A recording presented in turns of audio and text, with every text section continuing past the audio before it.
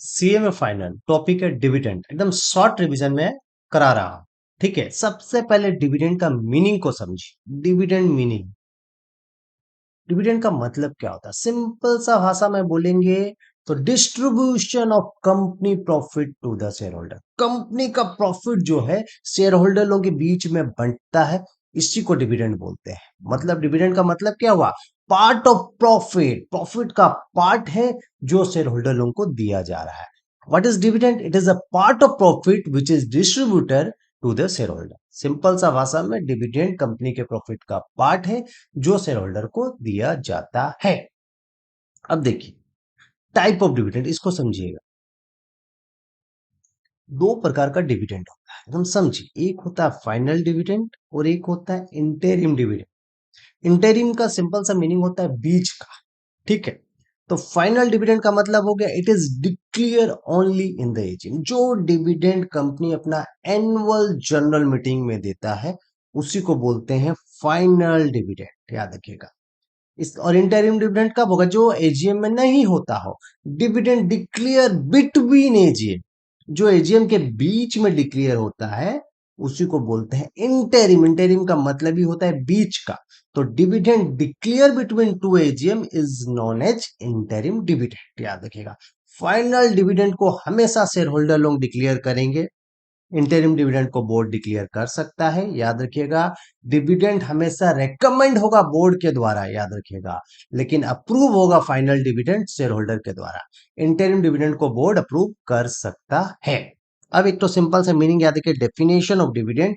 Dividend का definition inclusive definition है, इसीलिए डिविडेंड इंक्लूड्स इंटरिम डिविडेंड लिखते हैं, याद रखिएगा। डिविडेंड का डेफिनेशन क्या है? इंक्लूसिव डेफिनेशन है, इसीलिए डिविडेंड इंक्लूड्स इंटरिम डिविडेंड। और जो ऑलमोस्ट सारा प्रोविजन जो इंटरिम डिविडेंड का है वो फाइनल डिविडेंड पे लगता है, और जो फाइनल का जो सारा प्रोविजन है वो इंटरिम पे लगता है।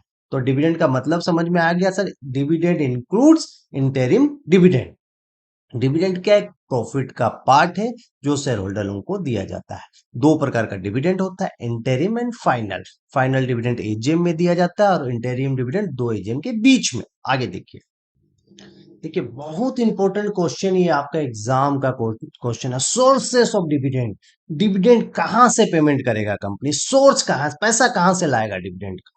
सोर्सेस ऑफ डिविडेंड मतलब प्रॉफिट। जब बोलता है कंपनी प्रॉफिट से डिविडेंड दे रहा है, तो डिविडेंड देने के लिए कंपनी को पैसा चाहिए, तो पैसा कहां से लाएगा? उसी को बोलते हैं सोर्सेस ऑफ डिविडेंड, याद रखिएगा। बोलता है company can pay dividend out of the following. इस प्रॉफिट से कंपनी कंपनी डिविडेंड दे सकता है, इस सोर्स से कंपनी डिविडेंड दे सकता है। सबसे पहले बोलता है करंट ईयर प्रॉफिट। यदि आपके पास करंट ईयर में प्रॉफिट है, आपको कुछ नहीं करना है, डिप्रिसिएशन माइनस कर दीजिए, काम खत्म। Out of the current year profit after providing depreciation. बोलता है करेंट ईयर प्रॉफिट से आप डिविडेंड डिप्रिसिएशन को माइनस कर दीजिए, जो पैसा आएगा उसका डिविडेंड दे दीजिए, कोई दिक्कत नहीं है।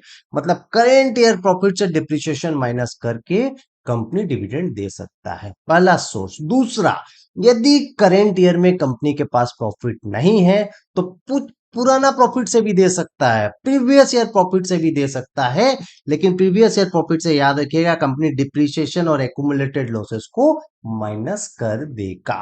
करंट ईयर प्रॉफिट से क्या होगा?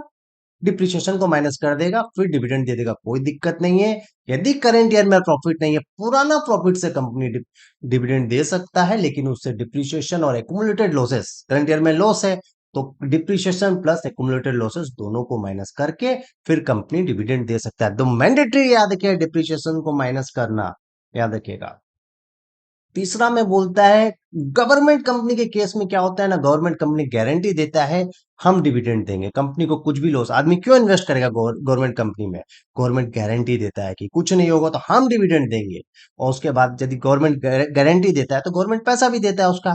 तो out of the money provided by the central government और स्टेट गवर्नमेंट एज गारंटी, तो ये चीज गवर्नमेंट कंपनी के केस में होता है। Out of the money provided by the central government और state government as a guarantee. तो समझ में आ गया सब, करंट ईयर प्रॉफिट से डिविडेंड दे सकते हैं डिप्रिसिएशन को माइनस करके।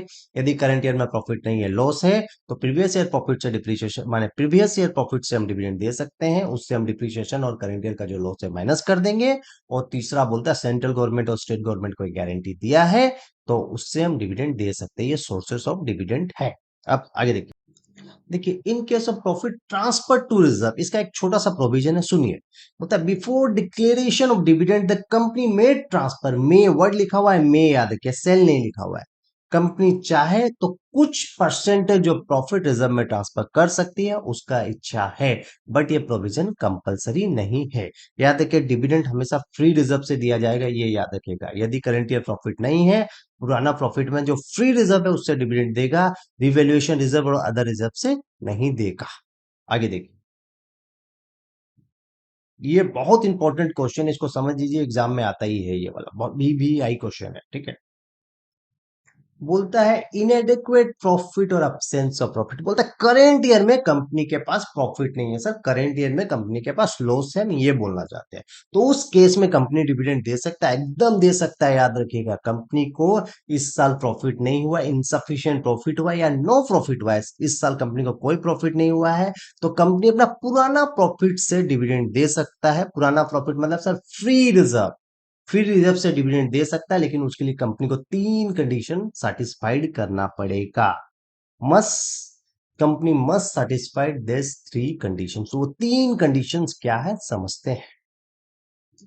पहला कंडीशन बोलता है the rate of dividend shall not exceed the average rate of dividend of last three preceding financial year. इसको देखिए, मैं अंडरलाइन कर, बोलना क्या चाहता है देखिए।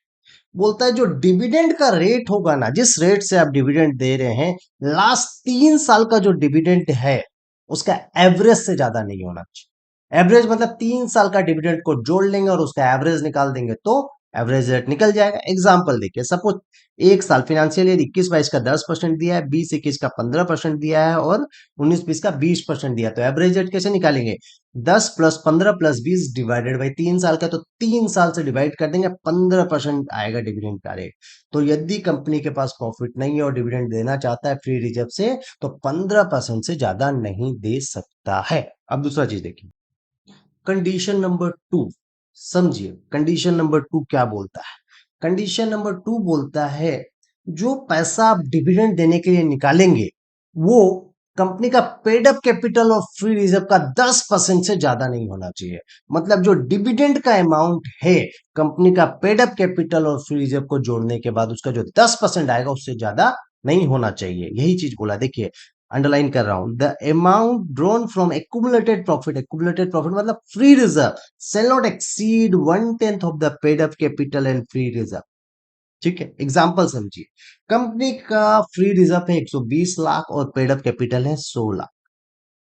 मतलब जो डिविडेंड देंगे आप, दोनों का 10% से ज्यादा नहीं होना चाहिए। मतलब 120 लाख प्लस 100 लाख, 220 लाख का 10% मतलब 22 लाख से ज्यादा का आप डिविडेंड नहीं दे सकते हैं। Condition number two. And condition number three सुनिए, समझिए कंडीशन नंबर थ्री बोलता है the remaining balance in free reserve, इन होगा यहाँ पर, the remaining balance in free reserve shall not below 50% of the paid up.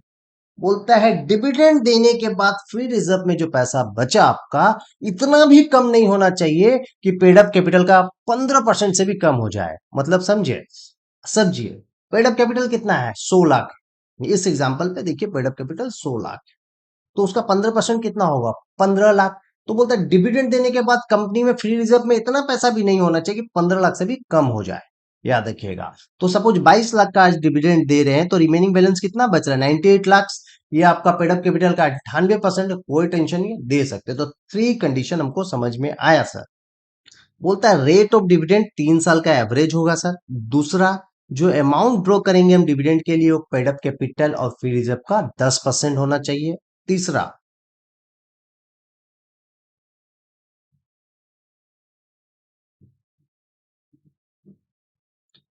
दूसरा क्या बोलता है, जो पेड अप कैपिटल और फ्री रिजर्व का जो अमाउंट है उससे 10% से ज्यादा डिविडेंड का अमाउंट नहीं होना चाहिए। और जो तीसरा बोलता है जो रिमेनिंग बैलेंस है फ्री रिजर्व में, पेड अप कैपिटल का 15% से कम नहीं होना चाहिए। अब प्रैक्टिकल एग्जांपल ले रहे हैं, ध्यान से देखिएगा, ध्यान से देखिएगा। एक प्रैक्टिकल क्वेश्चन एग्जाम में आया, शॉर्ट में समझा रहे।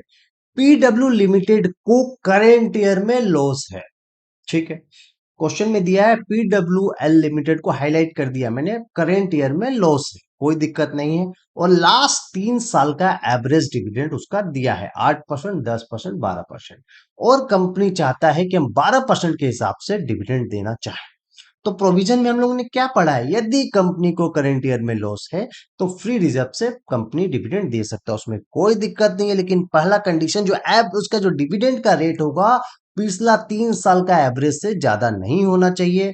तो कंपनी को यहाँ लॉस है तो कंपनी डिविडेंड दे सकता है, उसमें कोई दिक्कत नहीं है। दूसरा बोलते हैं 3 साल का एवरेज, मतलब 8%, 10% और 12% का एवरेज निकालेगा तो सिर्फ 10% होता है, तो कंपनी यहाँ 10% से ज्यादा डिविडेंड नहीं दे सकता है। लेकिन यहाँ बोर्ड बोल रहा है, कंपनी चाह रहा है कि हम 12% डिविडेंड डिक्लेयर करें, तो ये चीज इनकरेक्ट है, कंपनी नहीं कर सकता है, यही लिखना है। मैंने ये चीज अच्छा से लिख दिया, एक बार पढ़ लीजिएगा। अब नेक्स्ट क्वेश्चन में आते हैं, ध्यान से सुनिएगा, एग्जाम क्वेश्चन है आपका ये, ठीक है।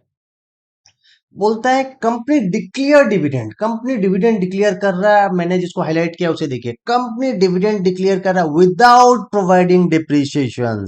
याद रखिएगा, बोलता है कि करेंट ईयर प्रॉफिट से या लास्ट ईयर प्रॉफिट से बिना डिप्रिसिएशन माइनस किए कंपनी डिविडेंड देना चाह रही है, होगा ही नहीं, इम्पॉसिबल है, याद रखिएगा।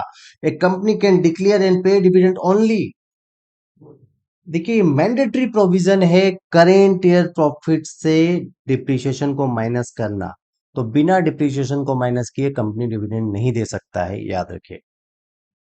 देखिए एग्जाम का क्वेश्चन, क्वेश्चन में बोलता है, याद रखिएगा, कंपनी जब भी डिविडेंड डिक्लेयर करता है तो कुछ प्रॉफिट का हिस्सा रिजर्व में ट्रांसफर करता है, कुछ परसेंटेज ऑफ अमाउंट, और वो परसेंटेज क्लियर नहीं है, कंपनी अपना इच्छा से चाहे तो कर भी सकता है, चाहे तो नहीं भी कर सकता है, मैंडेटरी प्रोविजन नहीं है। तो इस क्वेश्चन में बोलता है कि कंपनी 10% से, देखिए मैंने अंडरलाइन कर दिया, कंपनी 10% से ज्यादा प्रॉफिट रिजर्व में ट्रांसफर कर रहा है, ये सही है या गलत है, याद रखिएगा। Before declaration of dividend, the company may transfer some percentage of profit to the reserve, but this provision is not compulsory.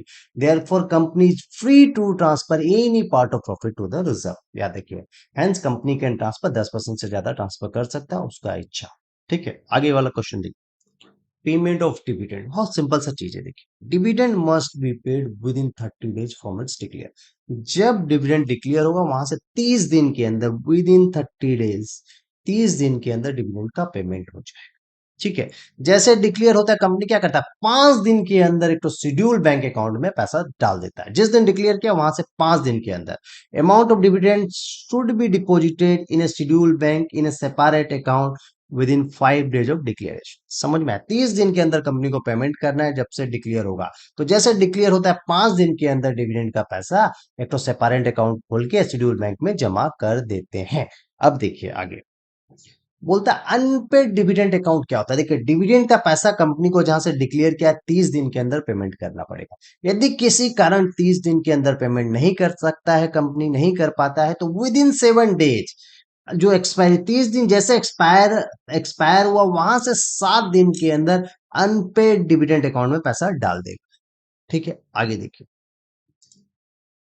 Unpaid dividend account का पैसा यदि 7 साल तक कोई किसी शेयर होल्डर ने क्लेम नहीं किया, तो उस पैसा को हम इन्वेस्टर एजुकेशन प्रोटेक्शन फंड में डाल देंगे 7 साल के बाद। याद रखिएगा, if no dividend is claim by the shareholder up to 7 years, then transfer all unpaid dividend fund to investor education protection fund. अब इन्वेस्टर एजुकेशन प्रोटेक्शन फंड का पैसा किस चीज के लिए यूज होगा, यदि कोई अनक्लेम डिविडेंड उसको रिफंड करना हुआ या डिविडेंड का पैसा देना हुआ तो उस पे केस में यूज होगा, या सोशल पर्पस के लिए यूज होगा। सोशल पर्पस में क्या है, प्रमोशन ऑफ इन्वेस्टर अवेयरनेस, याद रखिए promotion of investor awareness, education protection etcetera. देखिए एग्जाम क्वेश्चन आया है, punishment for failure to distribute dividend, यदि आप डिविडेंड नहीं दे पाते हैं 30 दिन के अंदर तो उसके लिए आपके लिए क्या क्या पेनल्टी है। देखिए exam question, what are the penal provision against such violations, यदि कंपनी डिविडेंड नहीं देता है 30 दिन के अंदर तो उसके लिए क्या क्या है। If dividend not paid with in 30 days, देखिए यदि 30 दिन के अंदर डिविडेंड नहीं देगा तो कंपनी का डायरेक्टर को ईच डे का फाइन, एवरी डायरेक्टर पे fine of ₹1000 for every day during which such default continue, plus एक दिन का 1,000 रुपया करके जब तक डिफॉल्ट कंटिन्यू लगेगा उसका फाइन लगेगा, प्लस उसको 2 साल का जेल हो सकता है, याद रखिएगा। और कंपनी को 18% इंटरेस्ट देना पड़ेगा उस अमाउंट, याद रखिएगा। तो डायरेक्टर को पर डे का 1,000 रुपया लगेगा, प्लस उसको 2 साल का जेल भी हो सकता है, प्लस कंपनी को 18% का इंटरेस्ट देना पड़ेगा। याद रखिएगा, डिविडेंड का पेमेंट हमेशा कैश में होगा, काइंड में कभी भी नहीं होगा। कैश मतलब बोलना चाहता है आप चेक के थ्रू दीजिए, वारंट के थ्रू दिए या अदर इलेक्ट्रॉनिक मोड में दीजिए। तो dividend must be paid in cash and not in kind. देखिए एग्जाम क्वेश्चन आया, कंसेप्ट को समझिए। बोलता है कि डिविडेंड जो है, किस केस में आपने डिविडेंड डिक्लेयर कर दिया, किस केस में डिक्लेरेशन ऑफ डिविडेंड जो है रिवोक होगा, मतलब कैंसिल हो जाएगा। याद रखिएगा, बोलता है डिक्लेरेशन डिविडेंड, माने चीज को समझिए। बोलता है dividend is revoke only if declaration of dividend is illegal and invalid. यदि declaration of dividend illegal and invalid है, उस ग्राउंड में डिक्लेरेशन ऑफ डिविडेंड को रिवोक कर दिया जाएगा। याद रखिएगा, क्वेश्चन देखिए यहां पर बोलता है कि कंपनी ने डिप्रिसिएशन को माइनस किए बिना ही डिविडेंड का पैसा दे दिया प्रॉफिट से। तो प्रॉफिट से डिप्रिसिएशन माइनस करना मैंडेटरी है, लीगल है, प्रोविजन है उसका। तो यहां पर डिक्लेरेशन ऑफ डिविडेंड इलीगल हो गया, तो इस केस में डिविडेंड डिक्लेरेशन रिवोक हो सकता है। डिविडेंड का इतना क्वेश्चन इनफ है आपके लिए। Thank you.